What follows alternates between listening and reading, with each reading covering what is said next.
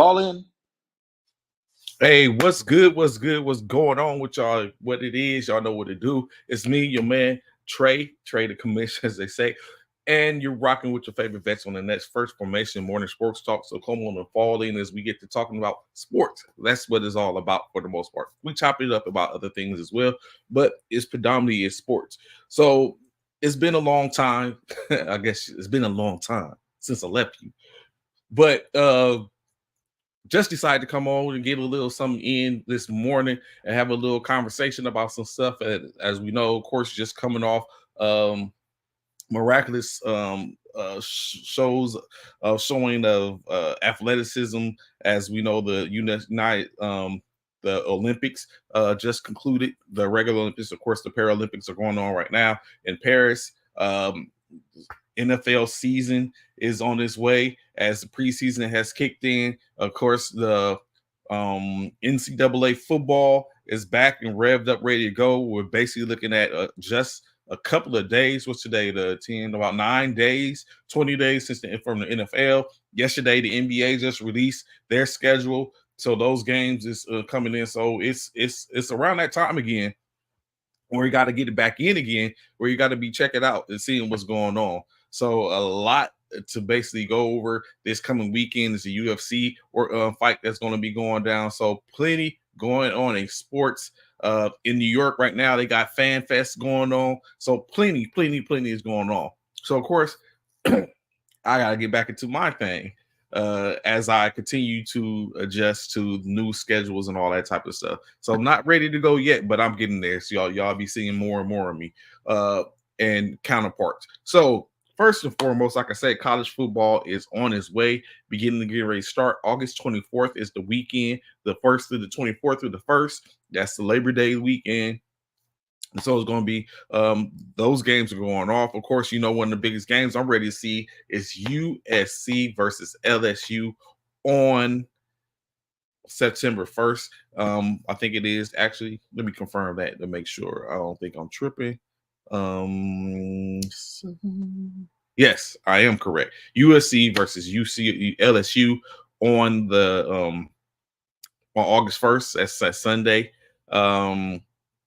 So that's going to pop up. Ready to check that out. Father, give a little something going into the Labor Day.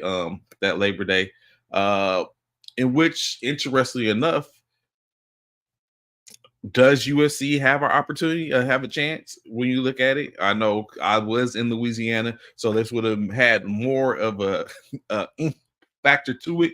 But since I'm not there anymore, it lacks that factor for me. But in any case, ready to get it in because, of course, as you know, USC is going from being in the pack, now defunct in a sense, I guess you could say, diminished Pac-12 conference to a bigger and more competitive conference in the Big Ten. Oh, now they're facing off against the SEC foe in LSU. So LSU just coming off a season where they were able to crown the Heisman Trophy winner and Jaden McDaniels, who is now going on to bigger and better things as he's expected to be the starting quarterback for the Washington Commanders. So it looks different. Caleb Williams now the number one overall draft pick in the NFL last year. He's going on to be expected to be the starting quarterback for Chicago Bears. So the teams look completely different overhauls, new defensive coordinator in USC. All these things to being said, is this a game that's going to be worth the price of admission? I guess you could say. USC coming in on a preseason rankings, ranked at minimum at 23. LSU coming in ranked preseason at 13. So a win for USC may catapult them and maybe start to on a different type of trajectory. Lincoln Riley, of course, is starting to get some flack in reference to him being in the Big 10. The Big 12. And when he was at Oklahoma, now his test is going to be live and under a microscope because now he's without Caleb Williams. The couple of years in which he had Caleb Williams in the in his organization. Now, oh shoot, He's out without Caleb Williams for the most part. Now he had Caleb Williams under his helm for what 3 or 4 years. Honestly, 2 years at USC. I think a year and a half at and while he was in Oklahoma. And so now it's like, what can Lincoln Riley produce? What is he going to be able to enact without now Caleb Williams to bring him that success, even though it didn't look too successful at the end of the year? So it's definitely going to be one of those things. So it's I guess it's only can go up from here. Like I said, now in the Big Ten, and now having an opportunity to compete for on a larger scale if they're able to put together string together some wins, being in the Big Ten, where you have Ohio State's that's ranked. Ohio State is ranked. Yeah, this guy come with the tomfoolery. How you going there, guy? How you doing there, sir? WGO, what's going on, everybody? How y'all living, man? It's your boy, Sean, aka Bishop the GOAT. As y'all know, as y'all may not, well, some of y'all may not know, it's good seeing everybody that's on here. For those that are watching and maybe not watching or whatever, however, just want y'all to know, man, I'm the GOAT. I'm the GOAT for more reasons than one now, for sure. For whatever reasons. What other potential reasons could you know when you back to back champions and stuff like that, it just it's certain things that happen when you do great things for such as I'm still listening and wondering what exactly you be talking about. Organizations and things of that nature, you know what I'm saying? So it is what it is, but it's good to have everybody back. Guess what? We're about 2 weeks away from college football, and we're about 3.5 weeks away from NFL. Don't do that. Don't do that. Don't do that, Jane. Don't do that, Randall. Don't get this dude going, man. What'd he say? Popular stuff. Thank you, bro. Thank you. You know what I'm saying? Bro, you know what I'm saying? I would do this, right? This only one time. Hey, we'll say that. Say that again, and let the people in the back hear you. You guys need me to post some of the clips from the game. My daughter. I'll do this one time, right? 3 or 4 touchdowns. I can post them. You let me know. I can pop them in the. Don't worry, I got the video. Don't worry, I got the video. Don't worry. I do this one time, right? Of course, those that follow us, our Peak Game, or listen to us talk, know that we are part of a military organization. And within our military organization, what we tend to do is do community service. Our community service that we do consistently, outside of other things, for humanitarian efforts and stuff like that, is coach in the community around with youth coaching. So myself and Sean, aka Bishop the GOAT, as he says, don't forget that part. I like it. We coach flag football currently. That's what we do. And so it started off last year, in which we coached a team and took them to the championship and won the championship. This year we ran it back, but we went into different divisions as well as the division we coached last year as well, in which both divisions we were able to make it to the championship. Now the only difference is in one division, which Bishop's daughter played in, was the same division in which I had my son that played in while he was visiting me. So what ended up happening is we both ended up making it to the championship to face off against one another, and then we made it to the championship with another team in which we coach. But we didn't. In state is one of us ended up 0-2 in the efforts for a championship. The other one ended up 1-1, in which Bishop was able to. And y'all could probably figure out how that ball played. Able to defeat me in the championship game in the younger division, in which his daughter was one of the key factors in that W. So you know what I'm saying? Like I said, as I said on the field and stuff like that, congratulations and all that type of stuff. Thank you. Me in my mind and my strategy, I believe I did everything I could to ensure that wasn't possible. But there's some things you just can't account for, and those things. I will say he did his best. He did. He gave us out of all the teams in which we played the Dallas Cowboys, we played the Miami Dolphins. I think was it Miami Dolphins? Yeah, it was Miami Dolphins, Dallas Cowboys. Who was the other team? That was it. Us. That was it. That was it. It was 4 teams. Okay, including our team, my team. 4. So I will say he was the one that got the closest and gave us the most competition. Another team we kind of blew out, but all the other teams we blew out wasn't even close. The 49ers, we played them 3 times, including the championship game. And so with the championship game, that gave us, the third time I kind of figured he was going to bring some new things to the table. He was going to make it a little more interesting. I figured he felt like in his defense, he felt like he may have had a game plan that he thought would be conducive to what he could bring to the table versus my Eagles. And yes, I got these Eagles up, not only because that's my team, but that's my team. He picked the 49ers for his son's team. I picked the Eagles for my daughter's team. So it was the 49ers versus the Eagles in the championship game. And just in case y'all don't know, let me put that up there for you. Summer League champions, baby. It's there. You know what I'm saying? It was that's what we do. And they gave us a great game, 32-26, I think it was 24-32. That was the final score. And they played a great game. They did. They played a great game. Even in the boys' game, the 13, 14-year-olds, we was in the game. In that game, was winnable. We had some key personnel that was missing. I felt like that played an integral part on why we didn't win. However, shouts out and hats off to those young men. Shouts off to the young ladies who played for me, and the young men that played for Trey. He did have some dogs in the fight. I ain't gonna lie. He had a couple over there, Knox and the other young man that he had definitely threats. Yeah, he had some threats over there that was very conducive to what he was trying to do and trying to solidify and capture a win. But shouts out to my girls, man. They played phenomenal throughout the entire season. They stayed undefeated. They were undefeated last season. That's why they're back-to-back champions. They won last season with the Patriots. And then they just carried on over to this season for the summer season, and they stayed undefeated and still currently undefeated. I just signed her up for the upcoming fall season.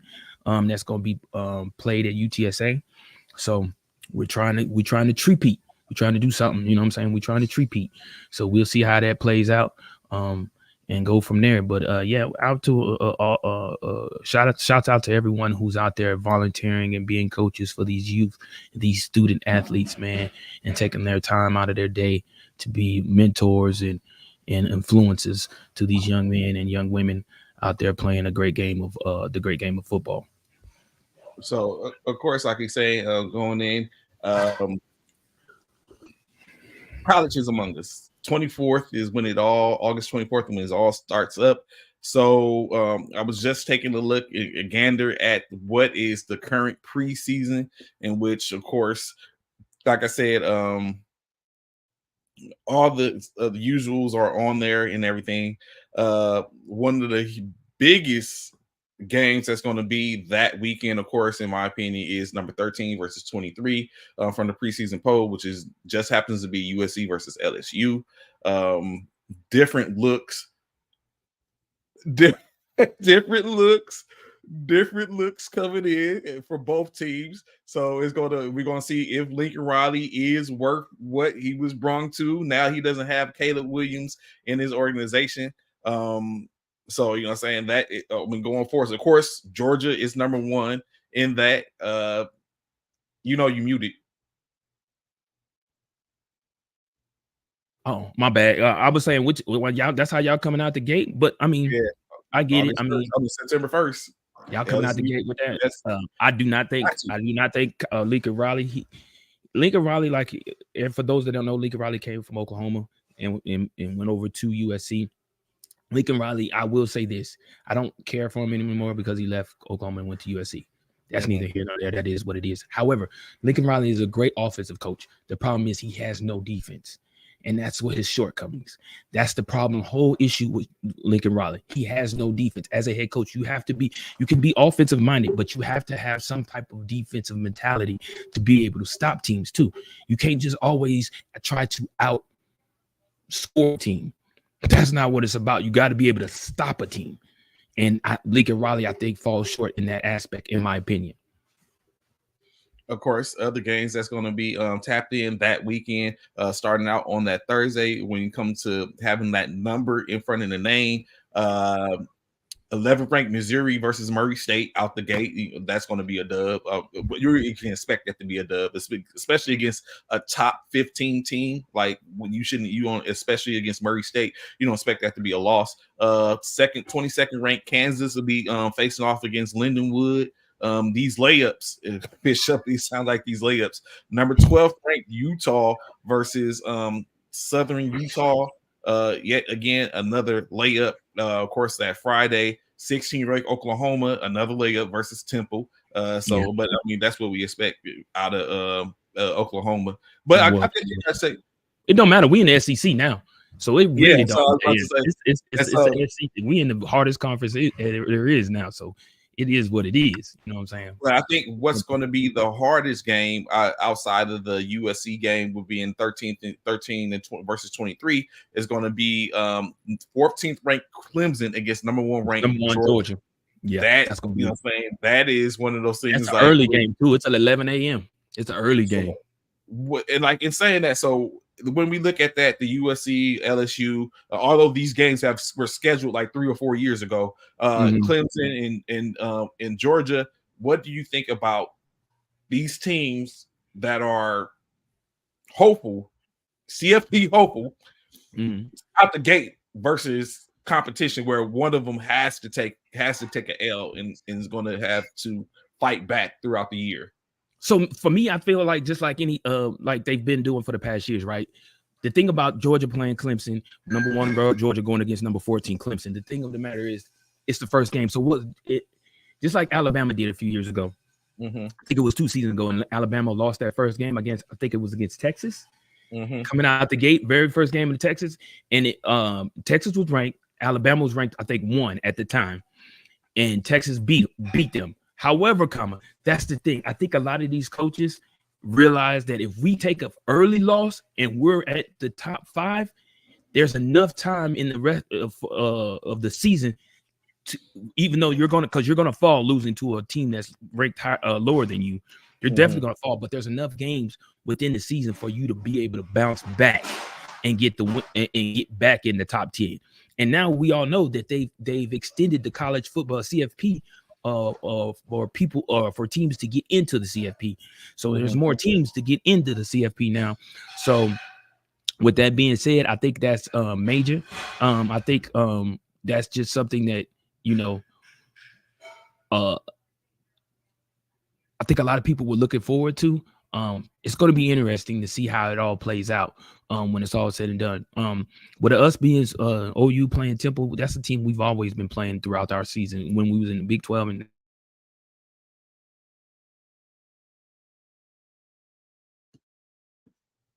understanding and agreement with Temple in which we play throughout the every upcoming beginning of the season and stuff like that, because we always it was either them or North Texas, one or 2 teams that we normally play first coming out the gate. As far as LSU and because y'all moved to the Big Ten, Big Ten, right? Yeah. So now, as far as LSU and USC, that's going to be a major game. Like he said, Lincoln Riley now is without Caleb Williams, a one-time Heisman Trophy winner, first pick out of the NFL draft, going to the Chicago Bears. It's going to say a lot, against LSU. These teams, USC ranked 23 out of the 25, and LSU ranked 13th. They're playing in LSU, correct? I think is it in Death Valley? No. It's in Vegas. Yeah, I was about to say it's a neutral ground. Yeah, so they're playing at the Allegiant Field. So definitely, yeah. So So this game and it's at prime time, 6:30 p.m. on ABC. So everybody's definitely going to be tuned in. It's going to be a high scoring game, I think. We know what they bring to the table. USC, we don't quite know what they bring because again they lost Caleb Williams. They lost. Didn't y'all lose y'all receiver too? What's his name? Yeah, he's gone. He's gone too. So this is something new. But again, only one we have is Zachariah Branch. Branch. Yes, that's what it. Yeah.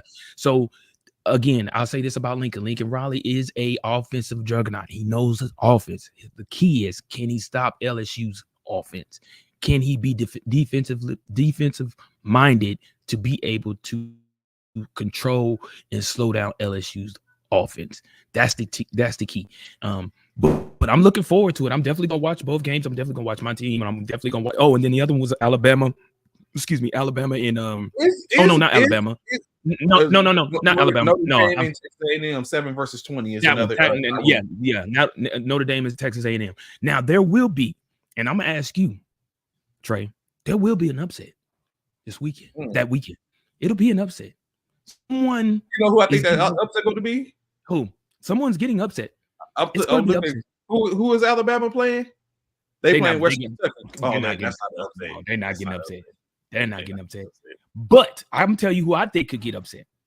Who's that? Let me look real quick. Let me make sure I'm seeing it right. Hold on. Okay. So number 9, Michigan. Nah. My upset game is Florida over Miami. It's a rival game. I think Florida could come out the gate and punch Miami in the mouth and get an upset. They're playing in Gainesville. I think them Gators could come out there and upset Miami. In my opinion, that's my upset pick. You know what I'm saying? That's my upset pick. Y'all heard it here first. A couple of weeks before the actual game, 2:30 p.m. ABC. Miami 19th ranked at Miami, unranked Florida. That's my upset pick from right now. That's the only game I could see possibly upset. Now, if I had to pick a ranked game for an upset, that's two teams that's ranked. A&M versus Notre Dame. 20th ranked A&M versus 7th ranked Notre Dame. I think that could happen. And it's happening in Kyle Field Stadium in College Station.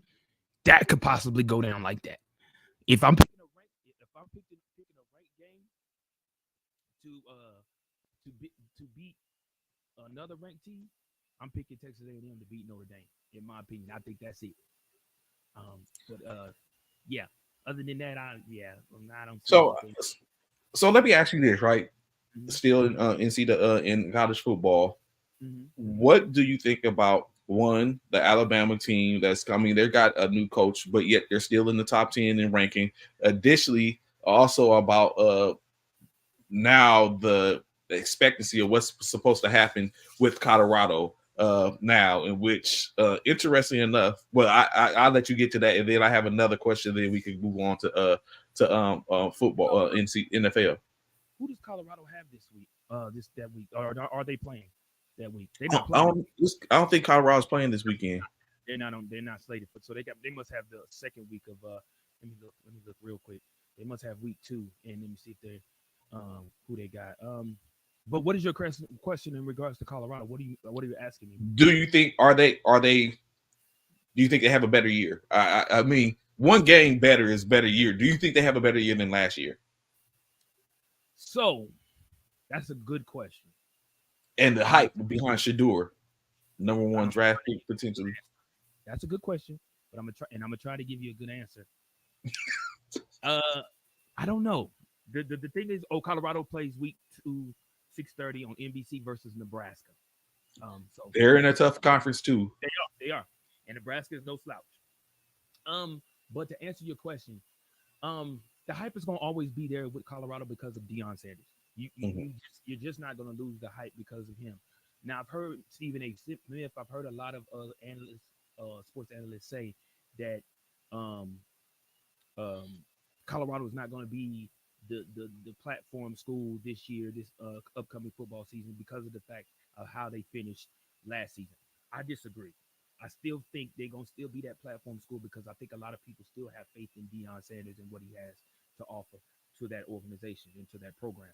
I also feel like a lot of people know and have high expectations of Shedeur Sanders. So a lot of people a lot of analysts have Shedeur Sanders as one of the top 5 quarterbacks coming out in the draft this upcoming season after this upcoming college season. So depending on how well Shedeur is protected, how well he played, and things of that nature, how their record stands, is going to be a test on how well Colorado will emerge from the downplay of which everyone has given them because of last season's falter. I like Colorado. Deion Sanders is an icon to me. He's a guy in which I grew up watching. He was one of my favorite athletes. Love watching play. I actually I was always an Oklahoma Sooner fan, but if I had to pick another team, Florida State was my team because of Deion Sanders. So um, Deion, we all know he lost a lot of student athletes to the transfer portal. I think it was over 20 that he Hmm. lost to the transfer portal. That's a lot of student athletes losing. But he brought in some as well. He did bring in some dogs, as he liked to say. He said he all about them dogs, and that's what he want on his program. And that's just Deion's mentality. He's about dogs who wants to come in, fight, win, and do anything they can to get one. And I feel like he feels as though he left or he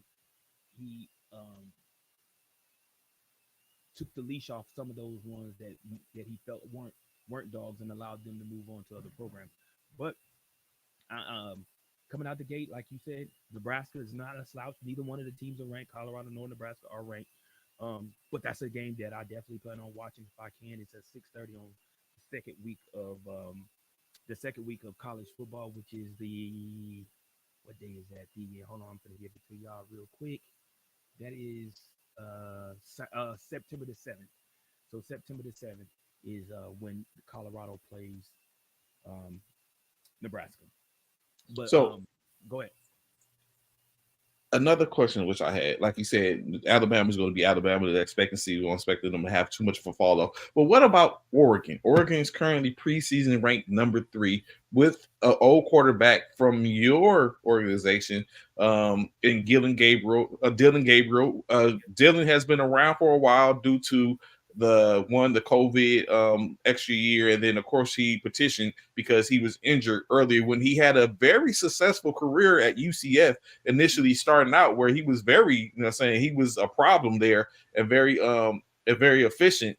Now here he is on his fourth university institution in what, 6 years now at Oregon. Um, The third. I thought this was the third. Third, it might be third. No, is it third? Yeah. Did he play at Nebraska? No. UCF. Okay, so third. Yeah, so third. So he And, went from UCF to Oklahoma. Now he's in Oregon. right. Right. Do you think can Dylan? This is the highest he's been ranked. New coach. He's a new quarterback in the Big Ten. Is Oregon Big Ten in the Big Ten? They moved to the Big Ten with y'all. Right. Do you think Dylan Gabriel has what it takes to keep that team in the top 5 at a minimum? But right now, top 3, the Oregon Ducks, Dylan Gabriel. So my opinion, I don't. And Okay. why? If you can think back and I want you, because you're a football fanatic like me. I just think back on all of Oregon's QBs in the past 5-6 years. Mariota, Brooks, yeah, Knicks. All the quarterbacks of which you think about when it comes to Oregon, who's the less, including the one currently in Dylan Gabriel, who's the less athletic quarterback? I would think it would have been. I would think it would have been Bo Nix. Have you seen Bo Nix could sling that thing, but he wasn't the most mobile compared to Davis, Dylan. I mean, Gabriel. Of course, I think he's a little slighted because of his previous injuries. Mariota. Dylan Gabriel, right? I don't know if you watched any of his games when he played. He's not the same. He's not the same quarterback he was in UCF. He's not that prototypical Oregon type of quarterback. Okay. The only thing that Dylan Gabriel has in his favor, and this is just my opinion, that may be conducive to what will help Oregon is the fact that he's left-handed. Most quarterbacks, most people in the world are right-handed. You know what I'm saying? What is it? 70%, 75% of Americans are right-handed or something like that. But with that being said, he's left-handed.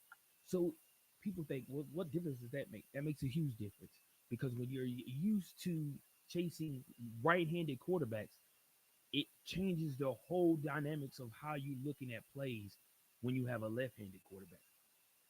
Because now, what's more comfortable? Don't get me wrong, you're supposed to be comfortable in as a quarterback, and no matter what position you want to throw. But because you're left-handed, your first look 9 times out of 10 is going to be your left because you're left-handed. You know what I'm saying? It's more comfortable. It's a natural movement to stay and look left because you are naturally left-handed. Now, will that play a factor? I think it will because of the fact that he has the capability to throw that pill. He can throw the ball.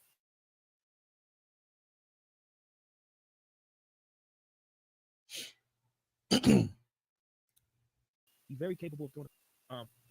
My question is, my issue is, will he be the prototypical type of quarterback that Oregon is used to? And that answer to me is no. He's not the prototypical Oregon style type of quarterback. So will they do well? I'm sure. I mean, but then again, I don't know. Now let me recant that. I don't know because they're going to the Big Ten. It's a new conference. So it's a new conference going from the Pac-12 to the Big Ten, total different conference. So it's yet to be determined. Big Ten has some dogs over there. You know what I'm saying? Definitely some dogs. You know, Michigan, Penn State, you know, Ohio State. Or is Ohio State in? Yes. Yeah, Ohio State. They have some dogs over there. So these are teams in which Oregon has, or USC. These are teams in which they are not normal. They're not used to seeing on a regular basis. So just like us in Texas going to the SEC, these are teams, the Alabamas, the Georgias, the LSU's, and these are teams that we're not normally using. We don't see them teams unless we make down in the CFP and stuff like that. That's when we see those teams. So only time will tell. I'm hoping and wishing good luck to Dylan Gabriel over in Oregon. Don't quite know why he left Oklahoma. He started the entire season. I don't know. I don't know if he was worried about the young stud that's coming up and coming in Oklahoma this year. In regards to I can't even call his name right now. But anyway, the young stud we got now as QB, as the starting QB. I don't know if he felt that he was about to lose his starting position to that quarterback or not. But either way, he chose to move on to Oregon, and it is what it is. Oregon, they do have that first game, which is not a hard game. They should win that game easily with no questions asked. But this does put Dylan Gabriel in a Heisman type atmosphere. Yeah. Where he's at. So all he has to do is win for the most part. Yeah. And I feel like if he could do that and win it at a level that's they got Boise State week 2. So yeah, he's in a good position. And that could have been another reason why Dylan left, because we go into the SEC. He wasn't ready to be in that type of, maybe because you got to think, man, if you like put yourself in Dylan Gabriel's shoes, Trey, you're a quarterback, Oklahoma, Big 12. You're possibly a Heisman candidate being in the Big 12. Then you know that they're about to go to the SEC. What are your chances as being a Heisman candidate in Oklahoma in the SEC with all that competition out there, where you could go to another conference, another school, and possibly be more of a Heisman candidate in a school or program like Oregon? And then of course, whatever the grumblings are in the institution that you're at, like you said, or go somewhere, fresh start, new start, and try his hand. So he probably made the best of the decisions in state. So we definitely look and see. We'll be able to see how that all works out, plays out for the most part. It's competition, but it's lesser competition in a sense, I guess you could say. Right. Moving on to NFL. Last night, your Eagles played their second game of the preseason, in which they were able to dispatch the Patriots by the score of 14-13, going 2-0 for the year. Now, for the most part, the preseason doesn't really, it's just a precursor. It doesn't really, it's not too much. More so tryouts for those who are probably on the bubble including veterans that are, looking like they're on their last leg, having an opportunity to play. First off, right before we get into that, like, which format do you like better? The cut at the end of at the end of the preseason, where they have to bring the rosters have to be 53 by the end, or throughout the weeks trimming the fat and then having to be at the down to 53 at the end of the season. Which one do you prefer? I prefer the trim the fat. I like yeah. I prefer it gives the opportunity to pick up somebody and kind of like it gives I think that saying as well. Way better than You might see something and be like, they cut so and so. Hey, let's go ahead and pick him up and bring in this guy and release this guy and maybe giving that guy another opportunity. Let's trim the fat. You got it. Yeah, you got a week after week opportunity to prove yourself. And that week you got that one chance. You got that one chance to show what you got. And like last night in that game, the quarterback after Pickett, the quarterback, we was 4th and 1. We were trying to do the tush push, and he fumbled the snap underneath the center. Like, how do you fumble the snap underneath the center? It was a clean snap by the center, and you fumble the snap. That showed that, like I was explaining to some of the guys in which I was talking to last night while I was on the game and stuff like that. This is your resume. When you play in these preseason games, this is your resume. This is your resume as well as your first interview. You may not get a second interview. This is your interview. And you fumbling snaps on a 4th and 1, get it. A lot of people's like, well, you being kind of hard on. No, it's 4th and 1, man. There is no second. Like, if it was 3rd and 1, okay, maybe so. But it's 4th and 1. You just lost an opportunity to get a first down to continue to drive going. And you fumbled the snap. Do things happen? Yes. I got it. Get it. I understand. But there's other people waiting in the wind to be in your position. To be in your position. And you can't allow that to happen, man. You can't allow that to happen. Now, for me, Nick Sirianni, I told you last season, Trey, I didn't like him. I do not care for Nick Sirianni. I don't think he is the right coach for us. I do not understand, in my opinion, I do not understand. This was our second preseason game, and you have not played not one starter. What is your point, bro? Not one starter. You got a new defensive coordinator. Two new defensive coordinator. Well, you got 2 new coaches on the defensive staff. You have all the draft picks. You have a new offensive coordinator. And you mean to tell me you ain't starting none of the starters? None in week 2 of preseason? So you're comfortable with the scheduled practices because his excuse for not starting the starters was because they had a scheduled scrimmage against whoever they played the other day or the day before. I forget who it was, but whoever they played the day before, he was resting the starters for that. No, they need to be in. If you want to rest them on that day and play them on the preseason day. Why you got it flipped? That's odd and awkward as hell. Who does that? But that's Nick Sirianni to me. I feel like he's not that guy, and I hope he is. A lot of people say Nick Sirianni is on the hot seat. In my opinion, he definitely is. He definitely is, and I feel like he definitely should. He deserves to be on the hot seat. This is going to make or break. If he doesn't come out well, and we don't make the Super Bowl with all the talent in which we have surrounded, now we got Saquon Barkley. Again, that's another person, brand new running back. Y'all need to get that. We need to get that cohesion and that build that bond between him and Jalen Hurts. I mean, I get what y'all doing in practice, but ain't nothing like real time. Ain't nothing like real time. And mind you, we coming out the gate playing Green Bay overseas. Our first game out the gate is Green Bay overseas. We don't know what to expect. And Green Bay ain't finna be no slouch. Jordan Love is finna bring it, believe that.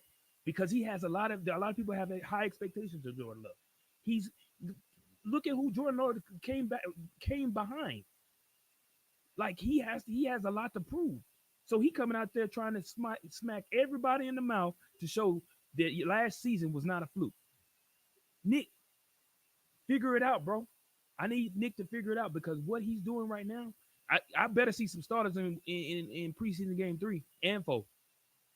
I don't care if they play one quarter. You need to get them in the game, bro. Don't just be sitting there not playing these guys, man. And I think we like one of the only teams. Well, that was our second game. We'll see this second game here. Like freaking Joe Burrow played in the first preseason game.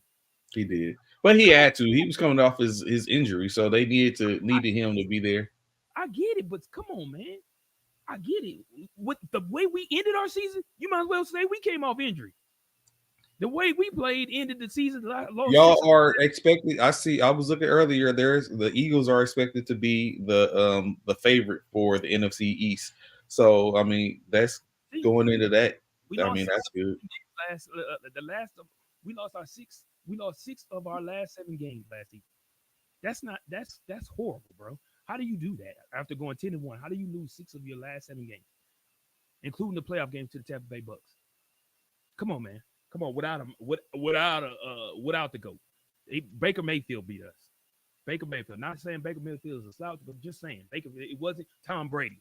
It was Baker Mayfield who beat us. And I don't know. I don't know why we picked up. I don't know why we picked up Kenny. He wasn't a threat out in Pittsburgh. What made you think that he was gonna come over here to us and be something? I don't understand it, bro. To me, it's mind-boggling. I will say one high side about it is Nick Foles is coming back to Philly to retire, so that's gonna be huge for us. I like that he's coming back to Philly. They're gonna sign a 1-day contract so he can retire as a Philadelphia Eagle, and let's get him. I already know, Alvin. And let's get him. But my question for you, let me give you this. Long time no see, for sure. My question for you, bro, is this: Brandon Ayuk.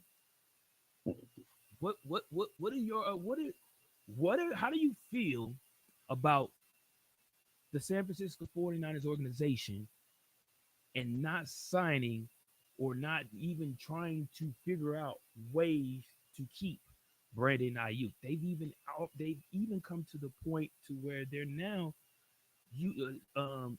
giving teams an opportunity for trading for Brandon Ayuk, and he was one of y'all top receivers.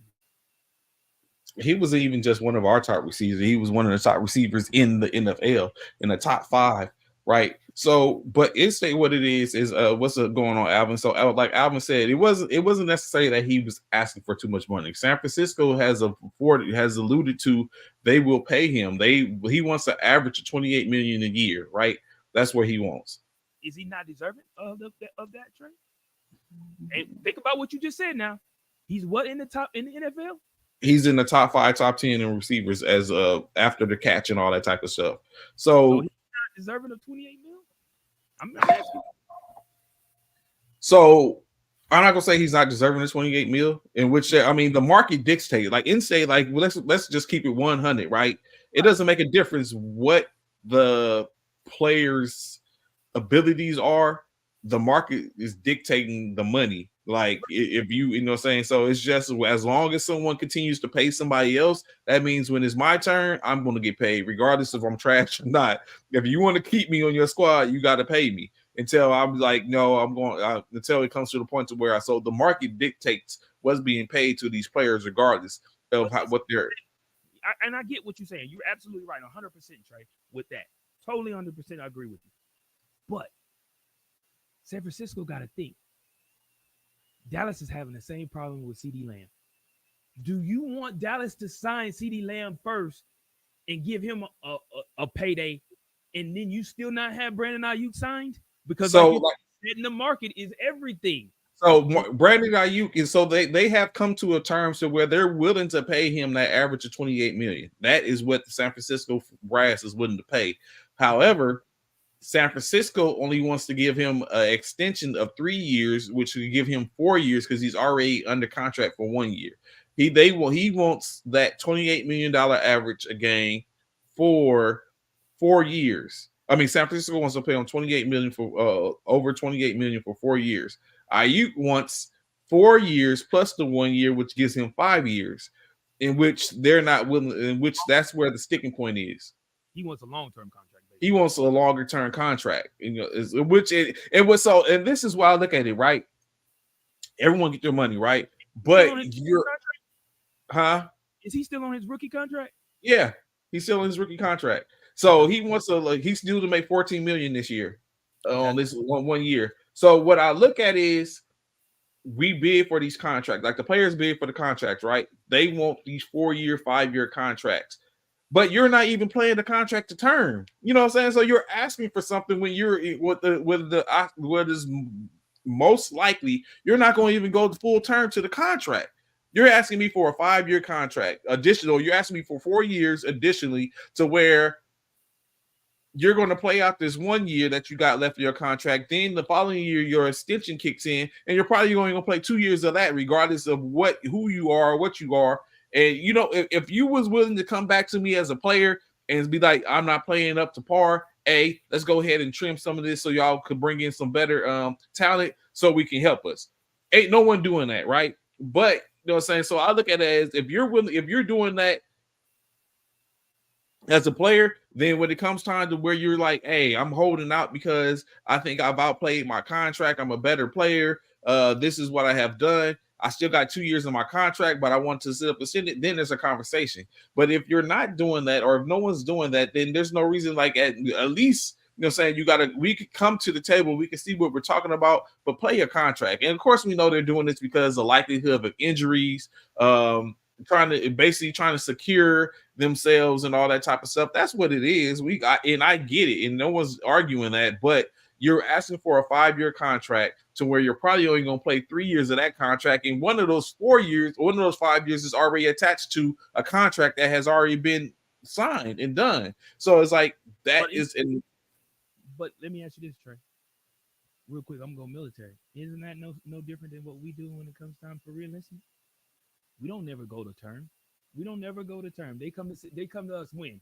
You can re-enlist up to 12 months out in the Army. If I'm correct, if it's still, you can re-enlist up to 12 months out. Yeah, when you come here 2 years out, you start looking, but you can re-enlist 12 months. Right, but they come looking at us 2 years out, right? So it's pretty much the same thing, man. It's in a way that's but I'm being honest, Alvin. That's true. It's exactly the same. It's when it's all said and done, they're trying to get you, or they're trying to get him sooner than later. And you gotta understand in a way. You gotta understand. Well, I get it. They're trying to get him sooner or later, or he wants to sit up and get himself in there, so that way if something happens, he's good. But not only that, but again, what I just spoke about.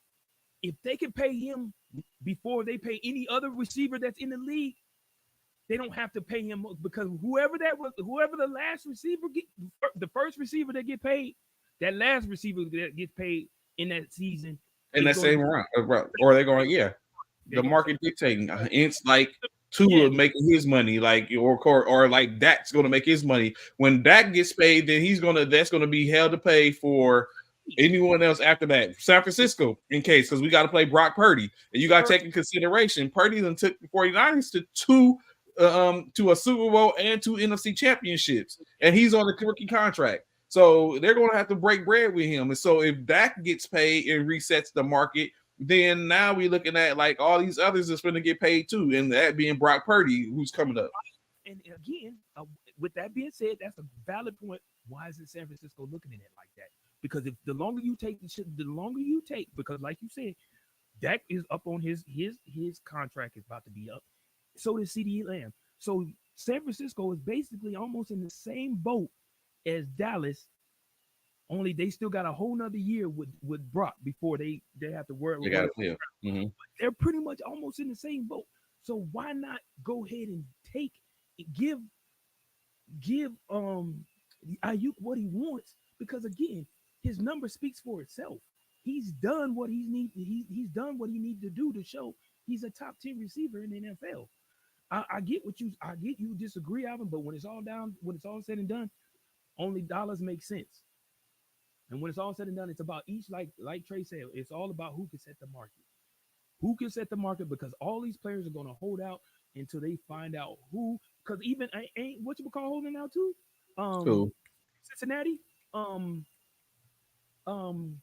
Chase. Jamar Chase. These kids, these young athletes, They're not dumb. They went to school. They know what the hell is going on. What you think? Him, Brandon Ayuk, and CeeDee Lamb are waiting. Which one of us finna get this payday? Because whoever gets, well, I'm waiting. I'm gonna wait. I'm gonna wait. Somebody finna get this payday. And as soon as he get, oh yeah. Hey, agent, you see what old Chase got over there, huh? All right, I need about 10 more than what he got. I need about 10 more. Don't forget. I need about 10 more. Don't forget. And then of course, Brandon Ayuk. Oh, hey, see what Chase got. CD just got 10 more than him. So come on. And I'm in the top 10. Come on. Show me the money. Show me the money. And that's what and Brock Purdy, he gonna try to stay healthy. He gonna continue to play like he been playing. And he gonna wait. He gonna wait and see what Dak gonna do. Because but Dak, you know what? In the case of Purdy, get rid of Dak. In the case of Purdy, it really doesn't matter. If Purdy, like you just said, if Purdy continues to play how he's been playing, then his market value is gonna speak for itself, regardless of what Dak gets paid, because it's gonna be like, yo, this man as a rookie, he was drafted. I mean, let's remove the fact of where he was drafted at. This man has taken us to 3 or 4 all his whole career. He has taken us to an NFC championship game. Yeah, he's improved every season. Like, you know what I'm saying? It's like that. So that's going to be telling in itself, like, okay, we got to pay this guy. Like, or we going to let him walk? Who lets it, like, who does that? That's a good question, Alvin. Oh, that's a good question. Who would you rather have, though, as a wide receiver 1 or 2, CD, Ayuk, or Chase? I'm going to put them in order for you. I'm going to take Chase as my 1. Ooh-wee. I'm going to take Chase as my 1. So two of those guys were first-round draft picks. One of them was a second-round draft pick. Mm-hmm. It don't matter, though. It's about what they've done. What they done. All right, I'll give you that. Right. Who would you rather have? I'm having. So let's be honest, right? Ayuk. I'm taking Chase first. Chase is my number 1. Mm-hmm. If I gotta go to a 2, you know what? I'm gonna take a Chase 1, and I'm taking CD 2. The reason why I'm taking CD, Ayuk is a 2, but he is a 2. But CD can play a 1 or a 2. CD is the only receiver out of the 3 of them that can play any wide 1, 2, 3, and 4 receiver. He's the only one who could do that, in my opinion. I'm taking Chase, CD, and Ayuk. Now, you know what? Ayuk is like a corporal. Either way, yes. Agree. He's like a corporal. Agree. Yes, he can give orders. He can be NCO-ish, but he's a corporal. Like, you know what I'm saying? Like, that's what he is. Like, it's unfortunate. Debo. Right. I'm not saying. Honestly, him and Debo are the same player. A bunch of 2s and 3s, like zone defense. That's what they are. They both are 2s with like they're promotables. Yeah, potential being 1s. Yes, they /1/2. Yes, I totally agree. Yes, I totally agree. Either one of them, they could be interchangeable, 1 or 2. Either one of them could be 1 or 2. Facts. Yeah. So when you look at it, both of them, in my opinion, are 2. Or because there's there's a pecking order, just like as tall as Kill Switch is, he's an ace.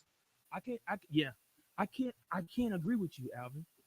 That's why San Francisco's not pulling the trigger right away. San Francisco can easily get another 2. No, that's not true. Not a 2. Yeah, they don't just grow on trees. But that part, and not a 2, just like Trey said, of Ayuk's caliber, because Ayuk could go to a great deal of teams and be a 1. He could be a 1 on San Francisco. They're interchangeable. Him and Debo are interchangeable 1 and 2s. Either one of them could be 1 or 2 at any point in time. One thing about Ayuk, he can go to a great deal of teams and be a 1 without question, bro. Without question. So I don't agree. 2s don't just grow on trees, bro. 2s don't grow on trees. They don't. 3s and 4s do. 3s and 4s do. But 2s don't grow on trees, bro. They don't. Not in my opinion. I feel like a 2 is a very profitable. A 2 is a very, very a 2 is a person who could definitely be a 1 on somebody else's team. That's what I'm saying. That's what a 2 is. A 2 is a definite 1 for somebody else who doesn't have a 1. a solidified one. A 2 is a solidified one for other teams. That's what a 2 is. But remember, NFL is a business. I understand it's a business, but I also understand that Brandon Ayuk, like Trey said, is a threat. He's in the top 10 in a bunch of categories in receiving in the NFL. Hold on, because what you said that he's with that being said, that doesn't make him a two. That's a 1. If you're in the top 10 in the NFL in receiving, because of there's so many receivers, if you're in the top 10, you're a 1. Whether you play also, a 2 or not, you're a 1. So I'm sorry. I'm so sorry. So from what shout out to my man Eric Small. So there's been a whole conversation going on. I don't know why we can't see. We only can see Alvin's and Rand's, but it's been like going off on one of the on one of the where there's a lot of comments where of course it's been conversations. Let's just say. I don't know why I can see everyone else's, but I see Alvin's. I see. Dang it! I'm so sorry. So I'm seeing your comments now, or looking at a different. I don't understand why it's only showing some of y'all's comments.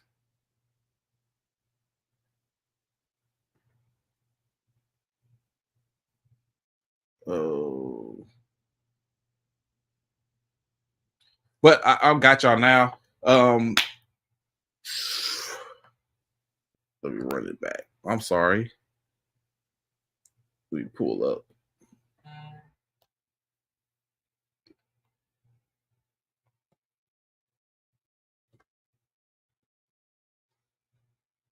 Correct. He's a top 10. I got Wayne Walker. I said he's a top 10 receiver in the 49 system. So what other teams thought, it doesn't make a difference.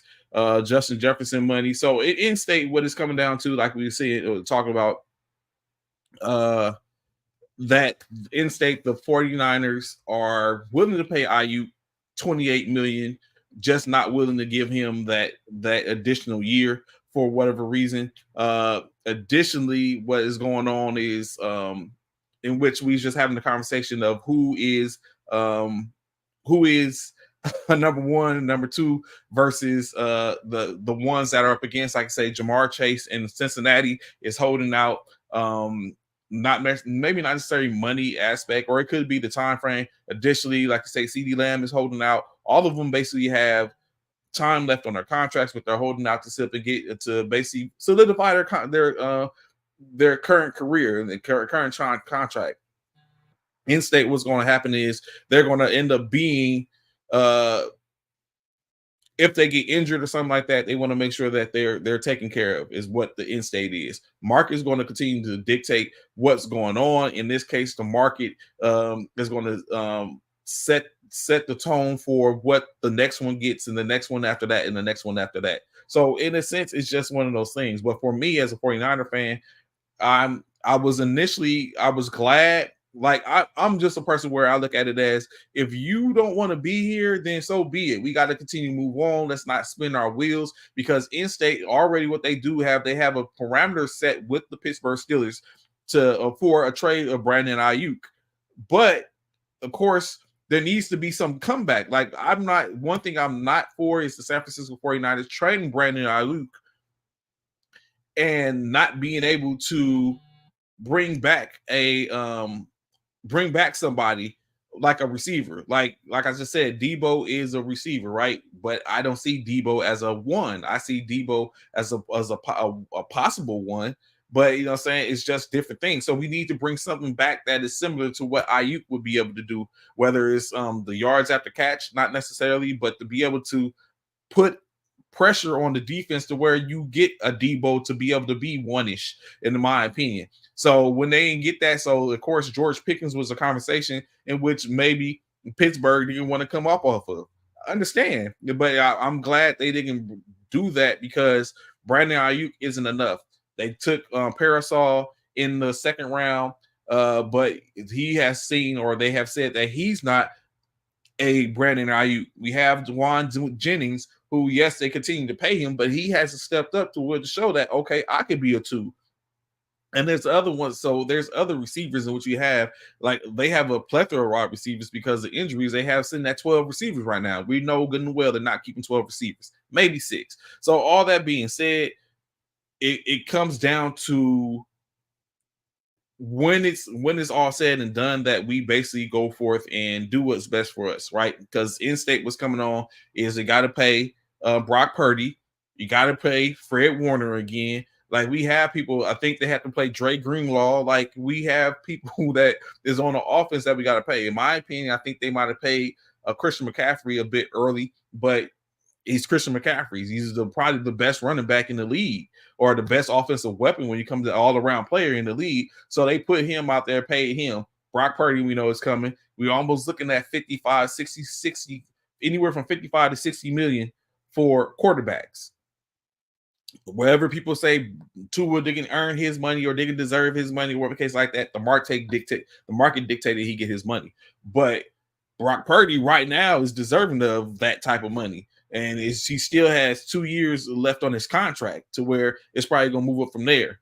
What's good, Steve? What's going on, family? There you go with the Eagles. It's cool, you know what I'm saying? But, you know what I'm saying, another thing, watch that we haven't hasn't talked about, in which I'm keeping an eye on. I'm not going to say I'm fearful of because they're not in my division and we may not have to play them. But I think the new, like, Detroit Lions was that team last year that no one really seen coming, and they was being problematic for organizations. I think that team this year is looking like the Atlanta Falcons. It might be a little premature, but the Atlanta Falcons is on point, is building teams over there. They're building teams over there. So with that being said, I just again, the what's that? The NFC South. The NFC South is looking a little bit different, looking like they're going to be problematic amongst some of the teams there. Last night, of course, like we said, I had a conversation with Cornelius, in which I told him at the beginning of the year that Jacoby Brissett was probably going to be the starter for the for the Patriots, just based off the fact that he has a little some familiarity with the organization, all that type of stuff. Now, of course, it might be a little different. You might see something different. As Steve says, Purdy has to prove himself this year. He would get paid. He's still small quirks. True, but he has done enough. He's done more than a lot of the other quarterbacks. As far from a win standpoint, he's only got 4 losses, and 4 out of the 4 losses, 2 of them came to 4 regular season losses, in which he's lost. But in those regular season losses, he has lost to top tier teams. So it's just one of those things. So we're going to see Brock Purdy's going to probably get his money if he's able to perform like Bishop was saying earlier. If Brock Purdy can perform like he did last year, then he's going to get his money in state. It's just one of those, you can't deny him at that point. He's presumably going to have 3 playoff runs, 2 NFC championships, maybe 2 in the Super Bowls, maybe win 1. He's in the driver. If he can do what he do, he's in the driver's seat. But the difference is that was a team effort, and the defense is different. The coordinators are different. The offense is different. So it's going to be a different look. So it's definitely going to be one of those things where it's going to be going to have to see how it all pans out. But like I was saying, bringing in a whole bunch of different things. Atlanta has been working the wires and they brought in Simmons to help lock down the back of the secondary with Bates the third. They brought in Judon. Now, take in consideration, these are some players are a little long in the tooth. However, they are veterans, established veterans that can potentially present something. And then, of course, Atlanta, we already know, has their youth movement in the tight ends and receivers, a juggernaut in running backs with Algiers and his name slips me at the time. So Atlanta, and then of course Kirk Cousins. Like, I'm not the biggest Kirk Cousins fans, but Kirk Cousins could be problematic and he has receivers. He has weapons. So Atlanta might pose problems, and they might look very Detroit Lionish like Detroit was last year. I don't know if Detroit is going to be that team they was from last year. Of course, you still have the conversation to where Jordan Love is starting to raise his bar, taking consideration they were a playoff team last year. The who else in the West? It was some they slipped my tongue. They slipped my mind at this time. Minnesota's probably going to take a fall back. Sorry about that, Eric. Minnesota's probably going to fall back a little bit. Who else? We moved to the AFC. Texans are looking like they're going to be that team. Pittsburgh may not. I just looking earlier when they was having conversations about how does Justin Fields find himself into the starting lineup, in which correct, Steve, is because it stays healthy. Atlanta might be problematic. But how does Justin Fields find himself onto the field, in which one of the things was said that the expectation is that Russell Wilson might get 3 or 4 games before Justin Fields might be able to kind of like inject himself.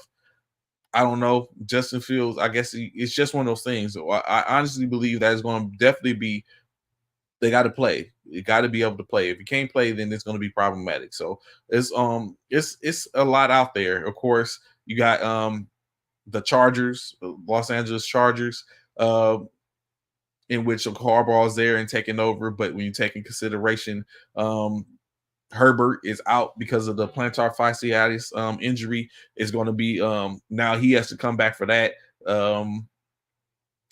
Is Vegas going to be ready? Of course. Who's going to be their starting quarterback? The expectation is that they're going to name a quarterback after this between O'Connell and Minshew. Initially, I would have thought Minshew, but O'Connell did do pretty good in his in their preseason. But again, it's preseason. Got to take that into consideration. And a lot of this preseason play is based upon just the players that are looking to get their play in. So that's all basically for the most part what's going on. So in some way, form, or fashion, there's going to be someone's going to find their way in.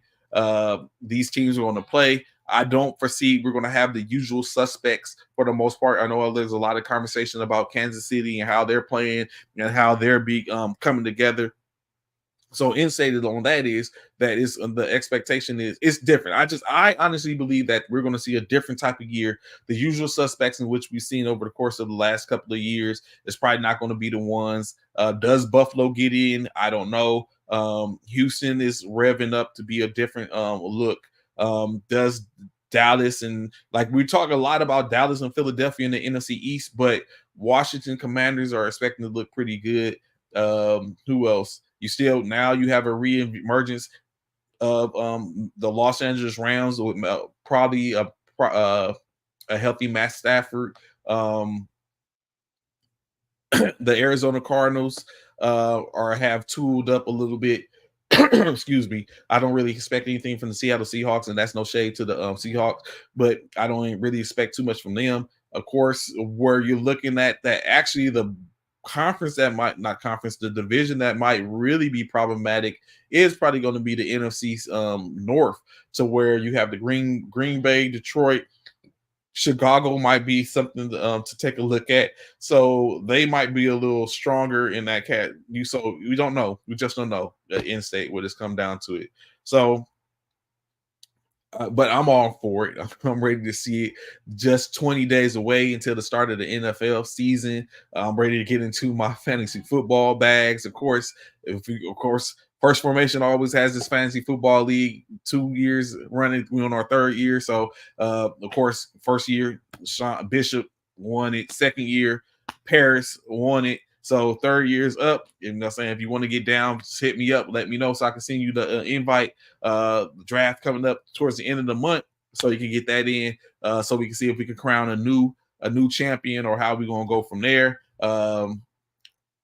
so plenty of stuff getting ready to come up in any case. So I'm all for it and ready to go. But for today, I'm going to have to figure out why I can see y'all comments, because as I looked, there were some pretty good comments that we really could have put on and brung up. I appreciate everyone tapping in. Of course, I see a lot of the Who Dat Nation. That's someone to talk about is too. If Derek Carr doesn't do what he's supposed to do, you got Spencer Rattler and he, from what I looked and see, he didn't do too bad in his when he was there. But again, it's preseason. What are you going to do when you have these all-American, all pro defensive ends and tight ends and everyone, like when the all pros are on the field? How do these people that's coming in, how do they perform? And of course, that's to be seen. So definitely ready to see how that taps in. So I will, like I said, I got to get reinstituted, dealing with different schedules and stuff like that, different jobs and stuff like that. So I'm going to be back. I ain't went nowhere. I'm here, but I just got to get it situated. So until then, and plus working on some other things as well. But until then, I appreciate y'all tapping in and hollering at your boy and interacting. Look forward to more. Shout out to before I go, I got to stay true to the military aspect of this thing. Shout out to all those new coaches that's going to be at the helm this year for the all service tournament, and especially in basketball. I know you got Worlds coming up in softball, so check that. Be sure to check that out. But like, shout out to the new coaches in all Air Force, for the all Air Force squad, our Army squad. Y'all go do a thing that's coming up in a matter of months. Next month, the NBA is going to have their all-star game. So be sure to, if you're in Oklahoma, be sure to check that out. Or if you have an opportunity, take a look. Go to the Coaches Summit, see what the NBA has to offer, see if it's for you. If it's not, then keep it pushing. Just always, in-state is all for a culture, and that culture now is the military basketball, just military sports together. I always talk about the military, the armed forces athlete. We do things, they'll go defend the nation, and there's things in which we want to see happen as well. So don't be too quick to dismiss the armed forces athlete. So basically, that is always. So I'm always going to push the front line for my armed forces athletes. I was one at one point, so I definitely know what it is to sit up and have to go to work, do with those things, and then try to go suit up, and it's all voluntarily. No one's getting paid for that. So be sure to tap in, check those out. Like I said, fantasy football. If you're trying to get down, I'll let your boy hit me up on Trevion Amir on the messenger, and we can get you instituted, send you an invite so you can be locked in. Until then, it's your boy Trey. I'm out of here. Peace. Enjoy the rest of your weekend. It's the weekend. Holla.